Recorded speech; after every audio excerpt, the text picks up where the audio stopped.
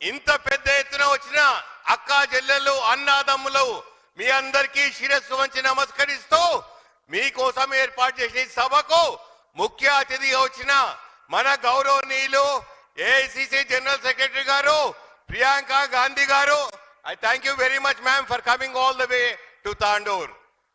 మనకు 6 గ్యారంటీలు ఇస్తా అని చెప్పి ఆల్రెడీ 4 గ్యారంటీలు అమలు చేసి మిగతావన్నీ ఇస్తా అని చెప్పి అన్ని ఇస్తూ ముందు సాగతీస్తున్న మన గౌరవనీయులు మన ముఖ్యమంత్రి వర్యులు అన్న రేవంత్ రెడ్డి గారికి, మన ఇన్ఛార్జులుగా వచ్చిన దీపాదాస్ మున్షి గారికి, రోహిత్ చౌదరి గారికి, పెద్దలు గౌరవనీయులు మన స్పీకర్ గారు గడ్డం ప్రసాద్ కుమార్ గారు, స్థానిక శాసనసభ్యులు అన్న మనోహర్ రెడ్డి గారు, పరిగి శాసనసభ్యులు పెద్దలు గౌరవనీయులు అన్న రామ్మోహన్ రెడ్డి గారు, వేదిక మీద ఉన్న ప్రతి ఒక్కరూ, అక్క చెల్లెలు అన్నదమ్ములు, ప్రింట్ ఎలక్ట్రానిక్ మీడియా ప్రతి ఒక్కరికి పేరు పేరున నమస్కరిస్తూ మే 13 3వ నెంబర్ కాంగ్రెస్ అభ్యర్థి హస్తం గుర్తు.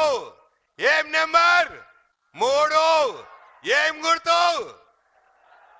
కడుపు నిండింది. ఇక రాబోయే ఎలక్షన్ లో మన పోరు బీజేపీతో. కాంగ్రెస్ పార్టీ పుట్టింది పేదల సంక్షేమం కోసం, ప్రజాస్వామ్యాన్ని కాపాడుకునేందుకు, రాజ్యాంగబద్ధంగా ఉన్న రాజ్యాంగాన్ని కాపాడుకునేందుకు, ఆపదలను ఆదుకుంటూ, కష్టాలున్నోళ్ళ కన్నీళ్లు దూర్చుకుంటూ, నష్టాలున్నోళ్లకు రుణమాఫీ చేస్తా అని ముందుకు సాగిన అన్న రేవంత్ రెడ్డి అన్న ఒకవైపు. అందుకే నిదర్శనం మన 6 గ్యారెంటీలు. ఇవన్నీ ఇస్తూ ముందుకు పోతున్న కాంగ్రెస్ పార్టీ ఒకవైపు అయితే, పేదరికం లేదు ఈ దేశంలో, ఉచిత కరెంట్ వద్దు, ఉచిత బస్సు వద్దు, పెన్షన్లు వద్దు, అత్తకు 4000 వద్దు, కోడలకు 2500 వద్దు, 500 రూపాయల గ్యాస్ సిలిండర్ వద్దు అంటుంది బీజేపీ ప్రభుత్వం. రుణమాఫీలు ఇయ్యదంట, 1000 కోట్లు బ్యాంక్ రుణాలు ఉన్నలకు రుణమాఫీ చేస్తారంట. ఇదెక్కడ న్యాయం అని అడిగితే మా ఇష్టానుసారం అంటుంది బీజేపీ పార్టీ. మనము ఉచిత కరెంట్ అని మనమంటే నల్లాలకు మీటర్లు పెడుతుంది బీజేపీ పార్టీ. మనము రుణమాఫీ చేస్తామంటే వాళ్ళు రిజర్వేషన్లు, మైనార్టీ రిజర్వేషన్లతో మొదలు పెట్టి అన్ని రిజర్వేషన్లు మాఫీ చేస్తా అని కంకణబద్దులైన బీజేపీ వాళ్ళు. మనం పేదల సంక్షేమం, రిజర్వేషన్లు, మన రాజ్యాంగాన్ని కాపాడుతుంది మనమున్నాం. అవతలోళ్ళు వాళ్ళు ఇష్టం ఉన్నది చేస్తాం, మళ్ళీ మేము ప్రభుత్వంలోకి వస్తే అంటున్నారు. వాళ్ళు ప్రభుత్వంలోకి రావడం కల్లా. ఎందుకంటే గుజరాత్ లో 10% పోలింగ్ తగ్గింది, నార్త్ ఇండియాలో ప్రతి దగ్గర వెనుకబడి ఉంది బీజేపీ పార్టీ. అన్ని విధాలా కాంగ్రెస్ పార్టీ ముందుకు పోతుంది. కాబట్టి మనం అందరం చేయగలుగుతాం, చెయ్యిని బలపరుచుకుందాం. మన రేవంత్ రెడ్డి చెయ్యిని బలపరుచుకుందాం.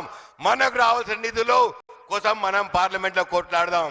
అందుకు మీరందరూ నన్ను దీవించండి, ఆదరించండి. నేను పార్లమెంట్కి వెళ్తాను.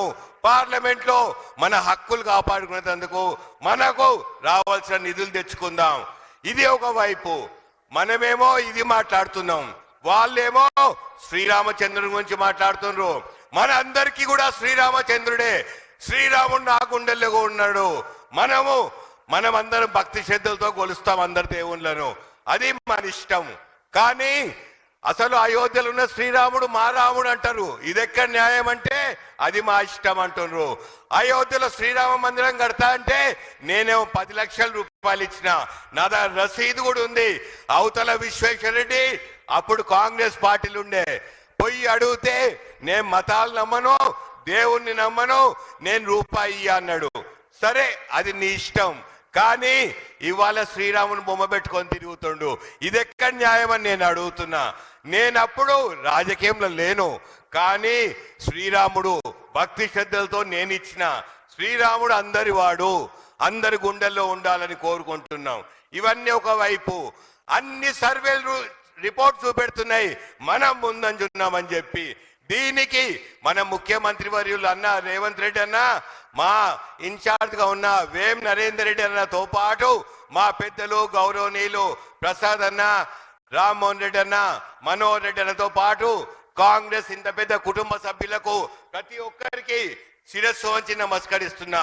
నా కోసం 25 రోజులు అహర్నిశలు కష్టపడ్డా ప్రతి ఒక్కరికి శిరస్సు వంచి నమస్కరిస్తున్నా. ఇక రాబోయే 24 గంటల్లో ప్రతి ఒక్కరం గడప గడపకి వెళ్దాం. గడపకి వెళ్ళి మనం చేసిన గ్యారెంటీల గురించి మాట్లాడుతున్నాం. మనం ప్రజాస్వామ్యాన్ని కాపాడుకుందాం, రాజ్యాంగాన్ని కాపాడుకుందాం అని చెప్దాం. శ్రీరాముడు అందరి వాడని చెప్దాం. యువత కూడా అందరు మన వైపు మరలేరు. 2014లో ఉద్యోగాలు ఇస్తా అన్నది బీజేపీ. 14 ఇయలే, 18 ఇయలే, ఇప్పుడు ఒక్కొక్క ఉద్యోగం ఇయలే. 20 కోట్లు ఇస్తా అని 7 లక్షలు ఇచ్చింది. అందుకే యువత అంతా మన వైపు ఉన్నారు. కాబట్టి ఇప్పుడు అందరం మనం ముందంజున్నాం. సర్వే రిపోర్ట్లు అన్ని చాలా పాజిటివ్ వచ్చినాయి. కాబట్టి మనం ఇంకా రాబోయే 24 గంటలు కష్టపడి మనం ముందుకు పోదామని చెప్పుకుంటూ నాకు ఈ అవకాశం ఇచ్చిన ప్రతి ఒక్కరికి కృతజ్ఞతలు తెలుపుకుంటున్నా. విశ్వేశ్వర రెడ్డి ఆల్రెడీ ఓటమి ఒప్పుకున్నాడు. 111 జీవోని ఎత్తించేస్తే 100 కొబ్బరికాయలు కొట్టి నా వల్ల కాలేదన్నాడు. అప్పటు మన్నెగూడ రోడ్ నేను శాంక్షన్ చేయిస్తే అప్పుడు ఒప్పుకున్నాడు. ఇంటికి ఎవరికి వచ్చినా ₹1 సహాయం చేయలే. విద్య పరంగా, వైద్య పరంగా నేను 100 కోట్లు వికారాబాద్ బ్రిడ్జికి తెచ్చిన. ఆయనే ఊర్లో ఆయన నుండి తేలేకపోయిండు. ఇప్పుడు ఏమంటుండు, ఈసారి నన్ను గెలిపియండి, నేను రంజిత్ రెడ్డి లాగా పనిచేస్తా, రంజిత్ రెడ్డి లాగా అందరిని గుర్తుపెట్టుకుంటా, రంజిత్ రెడ్డి లాగా అందరికి ఛాయ్ దాపిస్తా అంటుండు. అదే నిదర్శనమైన ఓడిపోయినట్టు. కాబట్టి మీరందరూ కంకణబద్దులై చెయ్యి కలపండి. 24 గంటలు నా కోసం కష్టపడండి. మీ అందరికీ శిరస్సు వంచి వేడుకుంటున్నా.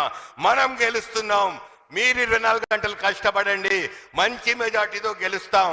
నా కోసం కష్టపడ్డ ప్రతి ఒక్కరికి చెప్తున్నా, రాబోయే 5 ఏళ్ళు మీరు బేఫికర్గా ఉండండి. నేనున్నా మీకోసం.